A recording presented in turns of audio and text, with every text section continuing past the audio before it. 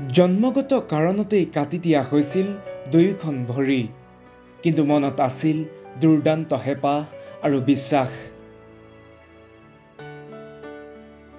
কৃত্ৰিম ভৰিৰেই আৰম্ভ কৰিছিল দৌৰিবলৈ, এদিন পাইছিলগৈ অলিম্পিকৰ ট্ৰেক।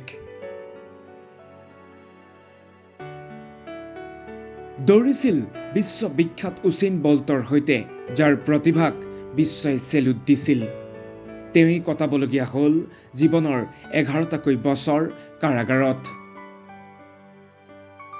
2012 চনৰ লণ্ডন অলিম্পিকত তেওঁ তাৰকা হিচাপে পৰিগণিত হৈছিল। মূল অলিম্পিকত তেওঁ নামিছিল এজন ব্লেড ৰানাৰ হিচাপে। তাত পদক নাপালেও পেৰা অলিম্পিকত আহিছিল পদক। কিন্তু সেই সফলতা আৰু জনপ্ৰিয়তা এবছৰলৈকে নাথাকিল। দক্ষিণ আফ্ৰিকাৰ এই স্প্ৰিণ্টাৰগৰাকীয়ে 2013 চনত সমগ্ৰ বিশ্বৰ দৃষ্টিত খলনায়ক হৈ পৰিছিল। সেই বছৰৰে 14 ফেব্ৰুৱাৰী অৰ্থাৎ ভেলেণ্টাইন ডেত তেওঁ প্ৰেমিকা ৰিভা ষ্টিনকেম্পক গুলীয়াই হত্যা কৰে। এই ঘটনাটোক এটা ভয়ংকৰ ঘটনা হিচাপেই লোৱা হয়। এতিয়া 11 বছৰৰ পাছত পেৰলত কাৰাগাৰৰ পৰা মুক্তি পালে সেইগৰাকী কৃত্ৰিম ভৰিৰে ট্ৰেকত দৌৰা বিশ্ববিখ্যাত স্প্ৰিণ্টাৰ অস্কাৰ পিষ্টৰিয়াছে। অলিম্পিয়ান দৌৰবিদগৰাকীক শুকুৰবাৰে পুৱা প্ৰায় 8:30 বজাত প্ৰিটৰিয়াৰ এটৰিজভিল কাৰাগাৰৰ পৰা মুকলি কৰি দিয়া হয়। অস্কাৰ আছিল বিশ্ব ট্ৰেক এণ্ড ফিল্ডৰ এক সুপৰিচিত মুখ। কাৰ্বন ফাইবাৰৰ কৃত্ৰিম ভৰি এখন লৈ তেওঁ ট্ৰেকত নামিছিল। প্ৰায় সকলোতে তেওঁ সফল হৈছিল। ব্লেড ৰানাৰ হিচাপে বিখ্যাত হৈছিল। বিশেষকৈ দক্ষিণ আফ্ৰিকাত অস্কাৰক প্ৰেৰণা হিচাপেই লোৱা হৈছিল। 2013 চনৰ ভেলেণ্টাইন ডেৰ নিশা তেওঁৰ প্ৰিটৰিয়াস্থিত ঘৰৰ পৰা বন্দুকৰ 4টা গুলীৰ শব্দ ভাহি আহিছিল।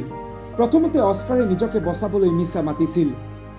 প্ৰাথমিক জেৰাত তেওঁ কৈছিল যে তেওঁ ঘৰত একাংশ দুষ্কৃতিকাৰীয়ে আক্ৰমণ কৰে আৰু দুষ্কৃতিকাৰীৰ পৰা নিজকে বচাবলৈ গুলীচালনা কৰে। তাতেই প্ৰেৰক্ষী ৰিভাৰ মৃত্যু হয়।